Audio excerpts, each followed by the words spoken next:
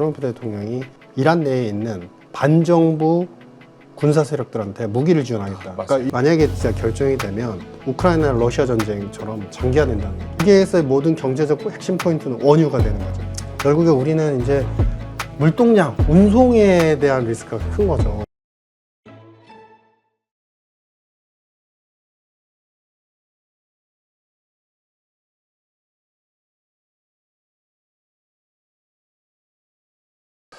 올해 1월과 2월만 돌이켜보면 우리나라 증시는 참 걱정 없이 오르기만 할 줄 알았었습니다. 그런데 최근 들어 지금 대외적인 변수, 미국과 이란을 둘러싼 여러 가지 이야기 때문에 엄청나게 큰 변동성이 나타나고 있는 현재 여러분들의 고민과 걱정을 좀 덜어드리기 위해서 KB은행 WM스타자문단 이코노미스트 유신익 박사님 모셨습니다. 안녕하세요. 네, 반갑습니다. 네, 일단 생각보다 시장의 변동성이 너무 큰 상황이다 보니까 우리 구독자분들도 참 힘드실 것 같아요. 일단 하나씩 우리가 좀 문제를 풀어 나가봐야 될 것 같은데, 가장 지금 불편한 건 트럼프 대통령이 지상군 투입에 대한 이야기를 언급을 좀 했거든요. 박사님이 보시기에는 실제 실행 가능성은 어느 정도로 지금 보고 계시나요? 제일 위험한 이제 장기 시나리오로 가는 게 지상전하고, 그다음에 오늘 이제 새벽에 보도된 이야기 보니까 트럼프 대통령이 이란 내에 있는 반정부 군사 세력들한테 무기를 지원하겠다. 그러니까 이게 두 가지가 이제 만약에 진짜 결정이 되면 사실은 이게 그 우크라이나 러시아 전쟁처럼 장기화된다는 얘기예요. 그래서 이게 장기화 가능성까지 염두를 해야 되느냐. 물론 이제 그 부분에 대해서 우리가 계속 유의 깊게 촉각을 곤두세우면서 보셔야 됩니다. 그리고 이제 오늘 같은 경우에 이제 그 바로 새벽에 이제 발표가 됐는데, 네. 지금 새벽에 이란 지도자위원회에서 하메네이의 사망한 이제 하메네이 이제 최고 지도자 둘째 아들 차남 모스타바 네. 그 하메네이를 갖다가 이제 그 지도자로 이제 선정을 했는데, 이분이 좀 강경한 스타일이에요. 그러니까 뭐냐면 그 전에도 바시스 민병대를 좀 이끌었었고, 이게 바시스 민병대가 사실은 그 우리 약간은 좀 북한처럼 자체적으로 이제 중고등학생 혹은 대학생들까지 이제 건립되어가지고 이분들 위주로 해가지고 이제 자체적으로 이제 구성된 이제 군사 조직인데, 원래 이제 본인들의 군사 세력들도 있죠. 정부의 이제 군사 세력들도 있는데 믿지 못하겠다. 아주 이제 여러 가지 반발적인 시위들이 많이 일어나기도 하고, 이제 항거하는 이제 움직임도 많으니까. 그래서 예전부터 반정부 시위대를 탄압할 때 이 지금 모스타바 같은 경우 모스타바 하메네이가 사실 주도를 했었다라는 이제 주요 측근 중에 한 명으로 이제 지목이 되고 있어요. 그러면은 여기가 이제 상당히 강경해질 수 있고, 그다음에 두 번째는 트럼프 대통령이 그런 것을 감안해서 장기 지상전, 그다음에 반정부 군사 세력들한테 지원, 이런 걸 한다면 이 전쟁이 상당히 예상 밖으로 길어질 수도 있겠구나라는 이제 추측을 할 수 있는 근거라는 거죠. 근데 우리가 이제 한 가지 여기서 생각해 볼 것은, 그러면 이란의 군사 세력을 가지고서 과연 장기전에 돌입이 가능할 것이냐. 사실 이번에 이미 뉴스 보셔서 아시겠지만, 이란이 이제 그 서방 쪽에 친서방 쪽이거나 아니면은 우리 미국 대사관이 있는 국가들한테 계속 이제 미사일과 드론을 이제 발사를 했단 말이죠. 그 24시간 동안 공격한 나라를 보니까 네. 되게 많더라고요. 네. 주변에 있는 이제 UAE도 마찬가지고, 사우디도 마찬가지인데, UAE 같은 경우 사실은 뭐 자랑스러운 이슈 중에 하나지만 우리나라 천공2를 통해 가지고 90% 이상을 갖다가 다 폭발을 시켜버렸죠. 근데 이란이 사실은 미사일이나 이 발사에 대해서, 그리고 드론의 그 개수 자체가 많이 고갈이 되고 있어요. 그러면은 지금 이란 입장에서 가장 믿을 수 있는 세력이 어딜까라고 생각해 보면, 자체적인 이제 민병대도 당연히 있고 현명 수비다가 분명히 주가 돼서 끌어가긴 하는데, 제일 중요한 거는 헤즈볼라, 레바논 헤즈볼라하고 그다음에 예멘 후티 반군, 이쪽이 사실은 가장 강력한 대리인 세력이었어요. 근데 이게 이제 조심스러우면서도 사실 이제 장기전에 대한 이슈 가능성이 제기가 되면서도 그렇게까지는 안 갈 것 같다라고 추측을 할 수 있는 근거 중에 하나가, 네. 우리 아시겠지만 24년도, 25년도 이스라엘이 네. 우리는 그렇게 뉴스를 받아들였죠. 그러니까 외부에서 표출되는 뉴스와 다르게 우리는 네타냐후가 자신의 사법적 리스크를 갖다가 무마하기 위해서 계속적으로 공격을 한다. 하마스를 너무 지나치게 공격한다 그러는데 사실은 그때 하마스를 공격할 때 그 지도를 보시면은 과거에 하마스 지도자를 죽였었고 이스라엘이 계속 공격하면서 레바논 수도에서 그 헤즈볼라 수장까지도 죽인 적이 있었습니다. 그리고 이 헤즈볼라의 그 미사일 기지까지도 폭발을 시켰었어요. 그러니까 헤즈볼라가 상당히 취약해진 상태예요. 그러니까 이번에도 헤즈볼라가 그러면 어떻게 나올 것이냐 우리가 초유의 관심사인데 헤즈볼라가 약간 중립적인 의견을 표출했단 말이죠. 다만 지금 그 후티 반군 같은 경우는 아직 살아 있어요. 살아 있는데 이들이 공격하는 거는 이제 어디냐면은 여기 보시면은 홍해에 바브엘대만 대브 해협 여기에서 계속 이제 발사를 하거든요. 네. 폭발을 시키거나 폭탄을 갖다가 투여를 해가지고 이제 지나다니는 선박을 갖다가 위협을 하고 있어요. 근데 이 세력들도 우리가 잘 생각해 보시면은 25년도 초반기에 25년도 초에 사실은 트럼프 대통령이 그때 상당한 지도부와 암살 작전이 들어갔었어요. 그래서 말살 작전으로 계속 폭탄을 투하는데 우리나라에서는 그 뉴스가 그렇게 대거 보도는 저도 안 됐었죠. 본 기억이 없는 예. 것 같아요.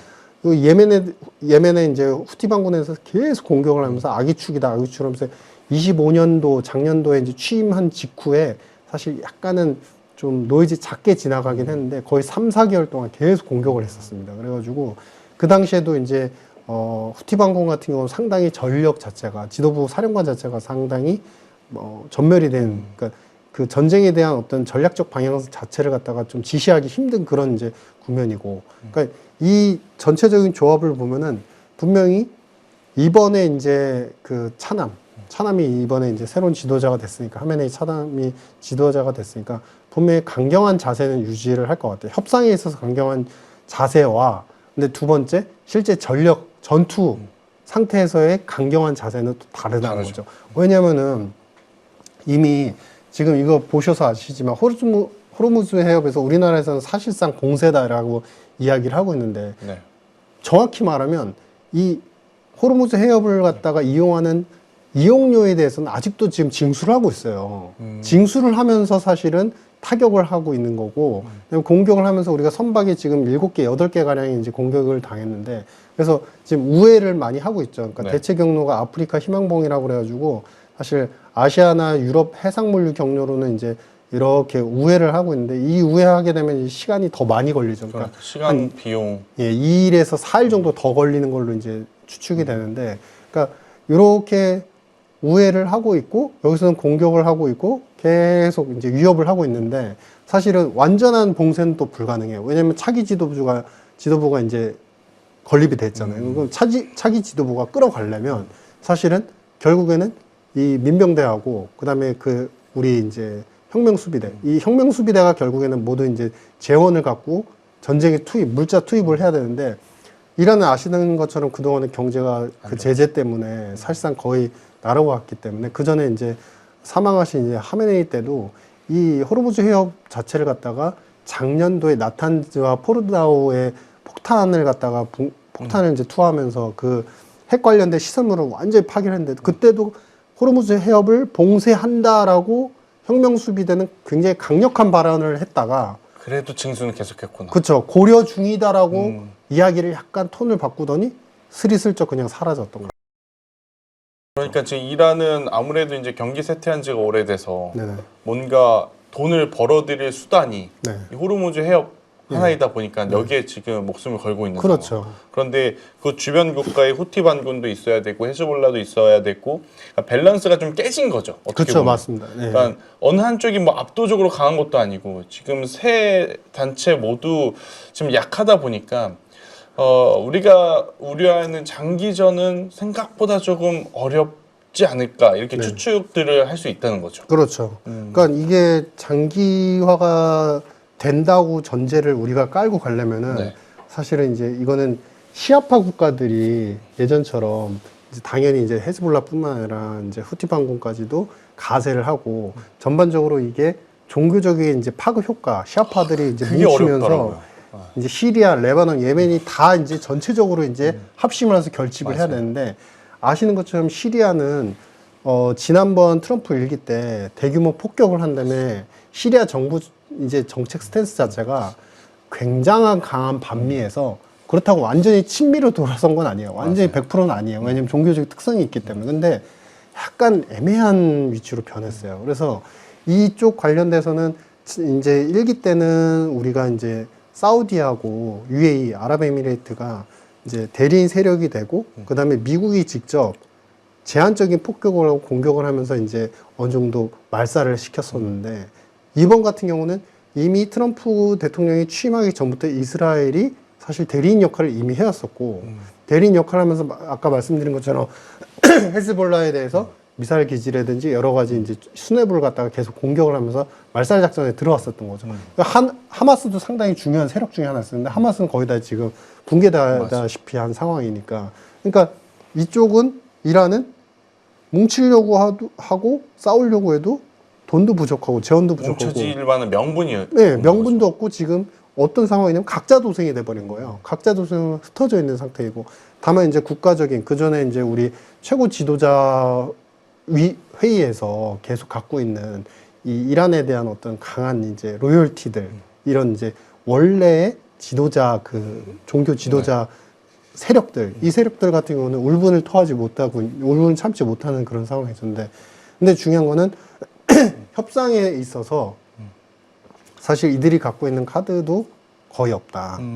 그러니까 그 전에 하메네이가 죽게 된 계기를 잠깐 살펴보시면은 이 사망하기 직전까지 무엇을 요구했냐면은 당연히 경제 제재 해제를 요구를 했죠. 제재 해제를 요구하는데 트럼프의 입장, 트럼프 대통령의 입장은 이번에 굉장히 강력해요. 뭐가 강력하냐면은 제일 중요한 거는 뭐냐면 핵심적으로 네, 미사일 능력을 제거하겠다. 그 다음에 해군 전력을 완전히 파괴를 시키겠다. 그러니까 그 우리 해상 운송 시장에서 계속 위협하는 행동을 못하게 하겠다. 이런 이제 원천에 그렇죠. 그냥 원천을 차단하고 싶은 막겠다라는 거구나. 거죠. 근데 이제 그렇게 되면 호르무즈 해협에 대한 어떤 주도권, 그동안에 이용료를 받았던 이제 주도권도 사실은 실질은 존재는 하지만 명분상 되게 힘이 약화되는 약간 그런 형국이 되겠죠. 그러니까 예전에는 돈을 내고 지나가다가 또 미사일을 맞을 수 있었던 그렇죠. 상황인데 그렇죠. 만약에 트럼프의 의도대로 된다면 그럼에도 불구하고 어. 안 지나가면 안 되는 해협이었었는데. 그쵸. 그렇죠. 그런데 만약에 트럼프의 제재 안에 그게 들어간다면 약간 돈을 받고 돈을 주는 명분은 있지만 네네. 그런 이제 물리적인 어떤 압박에서 조금 벗어나는 자유롭다, 거죠. 그러니까 자유롭나. 어떻게 보면은 자율 징수 지역이 그쵸. 돼버리는 약간 그런 개념이 되고, 그렇게 되면 이제 이용료에 대한 압박도 상대적으로 이용하는 선박들이 그렇게 크게 갖지 않을 가능성이 있고. 아, 그러니까 이란은 일단 군사 체계도 포기해야 되고 네. 이걸 포기하면 본인들의 지금 유일한 어떤 자금줄인 호르무즈 해협도 네. 자연적으로 지금 포기를 해야 되는 상황이다 네. 보니 네. 약화, 불편할 수밖에- 완전히 포기는 아니지만 네, 약화되는 약화되는 거죠. 상황이다 보니까 그쵸. 불편할 수밖에 없겠군요. 네, 그렇죠. 근데 이제 그런 상황에서 이제 트럼프 대통령이 이번에 이제 정확히 이 얘기를 한 거죠. 그러니까 이스라엘을 어떻게 보면 완전히 좀 지지를 해준 겁니다. 잘해다 왔다 하고. 이란 국경 밖에서 테러리스트 무장 세력, 여기 하마스도 들어가요. 무장 세력들이 자금 지원을 받거나 무장화하는 능력 자체를 완전히 불능화시켜 버리겠다. 그러니까 아예 친이란 대리인 세력들하고 하마스가 아예 이제 중동 지역에서의 힘을 못 쓰게 해버리겠다. 그러니까 그렇게 되려면 사실은 이게 이제 저의 개인적인 추측으로는 지상군 투입, 그다음에 반정부 이제 군사 세력들에 대한 지원, 요 얘기가 나온 게 이 전쟁 자체를 길게 가려는 게 아니라 끝 타겟은 결국에 무력화, 관련 세력들을 완전히 말살하면서 무력화시키는 거다라는 거를 저는 암시했다고 봐요. 트럼프는 사실 기간보다도 일단 궁극적인 목적에 네네. 조금 더 포커스를 그렇죠. 맞춰서 지금 이야기하는 그렇죠. 거죠. 그래서 그게 이제 궁극적인 목표이고, 이란과 관련돼서는 이제 하메네이는 근데 이제 사망하기 직전에 했던 이제 그 딜의 내용이 뭐냐면은 핵 시설 자체를 완전히 농축을 희석화하는 정도에서 좀 협의를 보자. 근데 트럼프 대통령은 받아줄 리가 없지.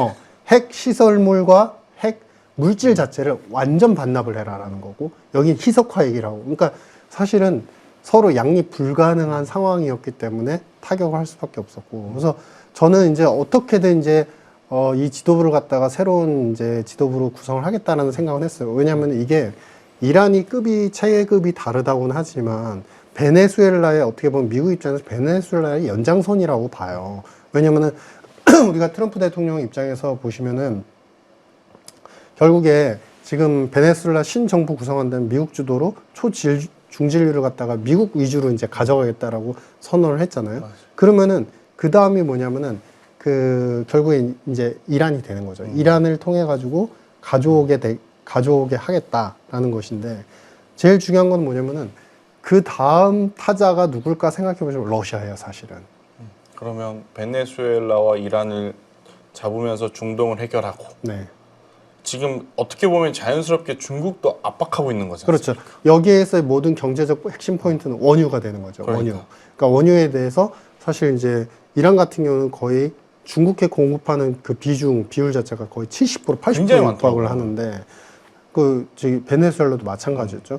그러니까 이렇게 양쪽에서 정상 가격보다도 최소 15% 20% 가까이까지 DC가 돼가지고 할인된 가격으로 가고 있으니까 이거는 형평성에 맞지도 않고 이 원유 공급 자체가 전 세계 시장에 정상 시장으로 들어오게 되면 미국 입장에서는 에너지 때문에 지금 너무나 아우성이 큰 유럽에 대해서 셰일 오일을 또 비싸게 상대적으로 있겠구나. 비싸게 하게 할 수 있는 듀얼 프라이스 전략을 가져갈 수 있는 거죠. 이 듀얼 프라이스 전략이 언제 먹혔던 거냐면 바로 바이든 때도 했던 겁니다. 바이든 때도 사실 에너지 없어. 그래서 러시아 원유를 끊어버렸잖아요. 파이프라인 끊어버렸잖아요. 그래가지고 경제 제재를 하는 데서 미국이 가장 주도적으로 앞섰잖아요. 그러면서도 우리가 도와줄게 하면서 셰일 오일을 갖다가 유럽에 선박을 통해서 팔았는데 그때 가격은 비쌌어요. 항상 프리미엄이 붙어서 갔었어요. 그러니까 유럽이 그거에 대해서 계속 아우성을 치고 재정도 고갈이 되는데 그런 상태였죠. 근데 지금 비슷한 전략으로 가고 있다.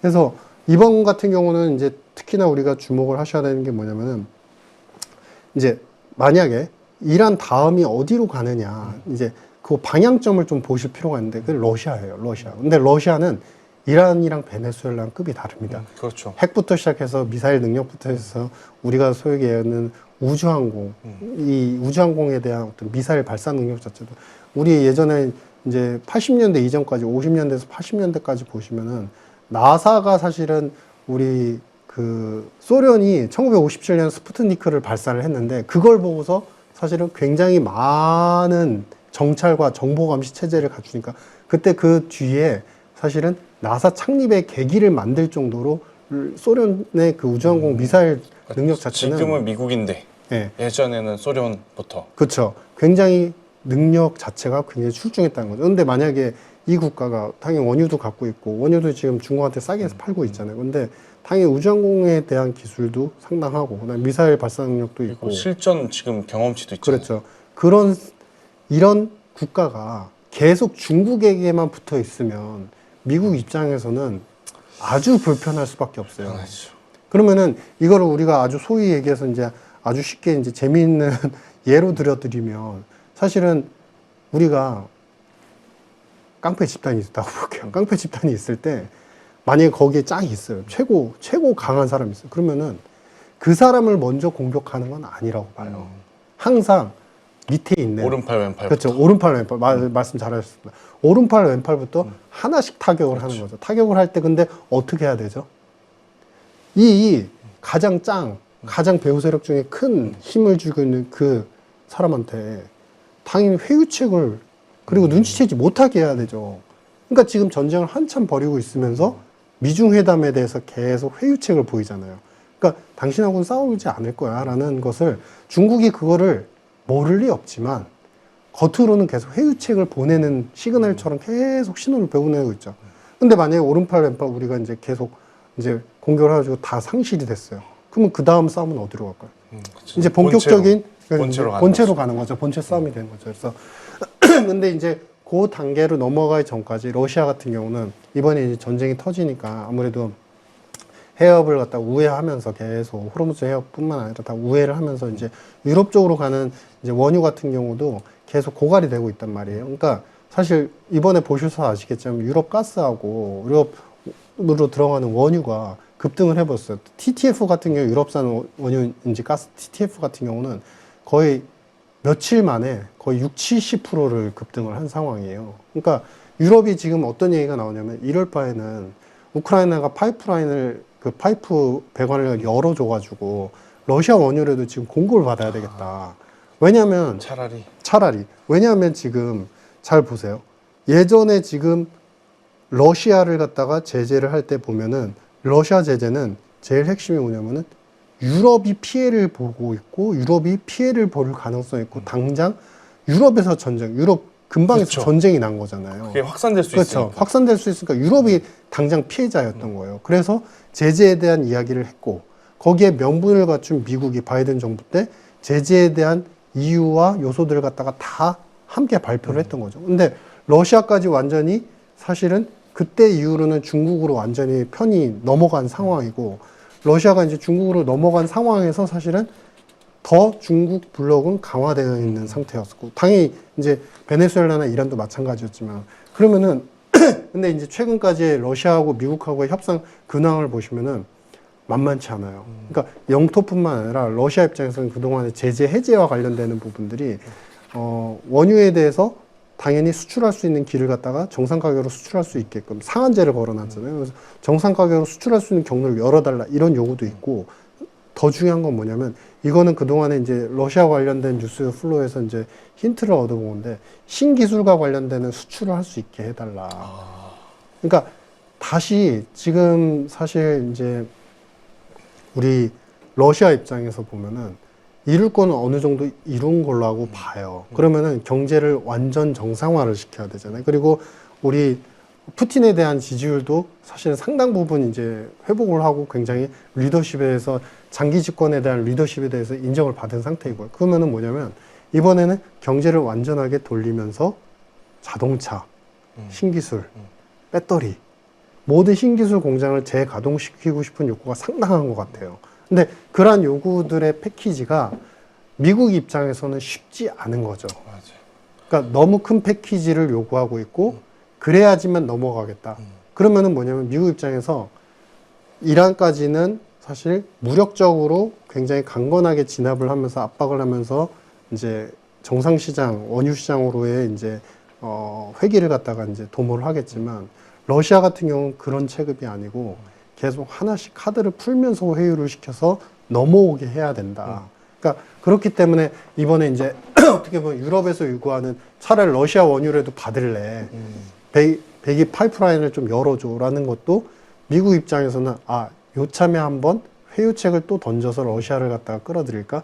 이런 여러 가지 다각적인 요소들이 함께 지금 담겨져 있는 상황이다. 이런 그러니까 결국에 이제 그들의 단단했던 결속력들이 조금씩 빈틈을 보이고 있는 가운데 미국이 어떻게 해서든지 본인들이 유리한 판으로 끌고 가기 위해서 굉장히 이제 치열한 수싸움이 일어나고 있는 게 현재의 어떻게 보면 지정학적 리스크 중 네네. 가장 큰 지정학적 리스크가 아닌가 싶습니다. 자, 그러면 여기서 이제 가장 우리 입장에서 고민되는 건 뭐냐면 지정학적 리스크가 지금 3개월 이상 장기화될 경우 지금 아마 뉴스에서는 다들 3개월 이야기를 하는 게 유가가 반응하고 그 다음에 천연가스가 반응하는 그 텀을 3개월 정도로 보더라고요. 네네. 그래서 3개월 이상 장기화될 경우 이제 미국도 아니고 러시아도 아니고 중국도 아니고 이란도 아니고 우리나라가 마주해야 할 네. 최악의 시나리오가 있다면 어떤 것들을 우리가 지금 고민을 해봐야 되는 걸까요? 그러니까 진짜 최악의 시나리오는 저는 이제 시나리오를 약간 2개 정도로 갖고 있는데 단기가 2주에서 2개월 정도 사이에 어느 정도 전황이 마무리가 된다라는 것이고 단지 단기적인 시나리오라고 해서 협의가 딱 끝나는 거로 보진 않습니다. 그러니까 지도부 자체에 대해서 기존 지도부의 세력을 갖다가 희석화시키고 협소하고 어느 정도는 사실은 이제 미국 주도로 이제 협상을 할 수 있는 지도부가 체제가 이제 건립이 되면 그 다음부터는 미국 주도로 압박과 병행적인 어떤 이제 협상을 이어가면서 정상시장으로 이렇게 계속 끌어들이는 그런 이제 가능성이 저는 적어도 51% 이상이다. 상당히 높다. 저는 오히려 이 시나리오가 높다라고 생각하는데 두 번째 이제 장기 같은 경우는 이제 거의 말씀하신 것처럼 3개월 이상 가게 되면은 결국에 우리는 이제 물동량, 운송에 대한 리스크가 큰 거죠. 결국 호르무즈 해협에서 아시아로 향하는 이제 원유 자체가 거의 70% 이상이니까. 오늘 아침에 주유소 갔다 깜짝 놀랐잖아요. 벌써. 그러니까 우리나라가 비축유가 사실은 원래 언급되었던 이제 뭐 최소 뭐 10개월 이상이다 비축유가 있다라고 하지만 사실은 비축유가 있다고 한들 만약에 우리가 도입할 수 있는 예정된 우리 입장에서 우리 용어로 이제 얘기를 하면 앞으로 도입할 포워드 가격 자체가 높아지고 그거에 대한 운임료가 더 부과가 된다, 배가가 된다라고 하면은 사실은 이미 가격은 반영이 되기 시작을 해요. 그러면은 결국에는 뭐 여러 가지 우리 소비자들이나 이제 그 기름을 사야 되는 입장에서 보시면 유류세 면제라든지 아니면 보조금 지원이 없으면 상당히 경제적 파급 효과는 굉장히 부정적으로 나타날 수밖에 없는 상황이죠. 그래서 근데 다만 이게 장기화가 된다는 거는 뭐냐면 이 시나리오로 생각을 해보신다면은 사실은 앞서서 말씀드린 것처럼 세 가지 조건이 다 조성이 돼야 돼요. 그러니까 헤즈볼라나 이제 후티 반공 같은 경우 상당히 세력이 약화됐지만 이번에 새롭게 차기 지도자로 이제 하메네이 차남이 지도자가 돼서 자신이 이 현 악화되고 있는 재정 상황에서도 3개월 이상 버틸 수 있느냐에 대한 부분들이 성립이 돼야 되고 두 번째는 이미 이제 그 루비오 국무장관 같은 경우 이제 비축유에 대한 이야기들을 좀 하기 시작을 했는데 그러니까 미국이 지금 비축유를 갖다가 방출하겠다라는 이야기가 벌써 나온 건 사실은 원유가 유가 자체가 너무나 급등했을 때 꼭지에서 항상 예전에도 보시면은 비축유에 대해서 이제 풀겠다라는 얘기들은 러시아 전쟁이 터지고 나서 수개월이 좀 이제 지나고 나서 꼭지에서 푸는 경향이 있는데 이미 얘기가 나오고 있다는 거는 뭐냐면 이 전쟁을 그렇게까지 오래 가져가려 하는 건 아니다라는 의도로 우리가 추측을 해볼 수가 있는 거죠. 거의 꼭지에 다 왔겠거려니라고 생각할 수 있는 거고. 그다음에 세 번째는 이제 그 호르무즈 해협에 대해서 트럼프 대통령이 얘기한 이제 군사적인 보호와 함께 보험을 들게 해주겠다. 우리가 보험 지원을 해주겠다. 금융 지원을 해주겠다라고 얘기를 하는데 이 얘기는 뭐냐면 사실은 그 금융 지원을 한다는 게 물론 양면성은 있지만 만약에 이거를 장기전으로 끌고 가면서 금융 지원을 다 해주겠다. 이건 사실은 트럼프식은 아니에요. 왜냐하면은 본인이 갖고 있는 재정을 갖다가 결코 남한테 은혜롭게 베푸는 그런 지도자는 아니거든요. 그래서 아마도 이거를 하면서 유가의 상단을 최대한 막고 그리고 전쟁을 아주 장기화로 끌고 가진 않을 가능성이 그래도 지금까지는 크지 않나 이렇게 판단을 하고 있습니다. 참 들을 때마다 새롭지만 들을 때마다 우리가 반드시 좀 알고 가야 되는 내용들이 많은 역사 플러스 어떤 경제와 정치 이야기가 아닌가 싶습니다. 자, 1부는 여기서 마무리하도록 하겠고요. 2부에서는 조금 더 디테일하게 에너지 패권과 관련해서 지금 우리가 무엇을 체크를 해야 되는지 유신익 박사님 모시고 더 이야기 나눠보도록 하겠습니다.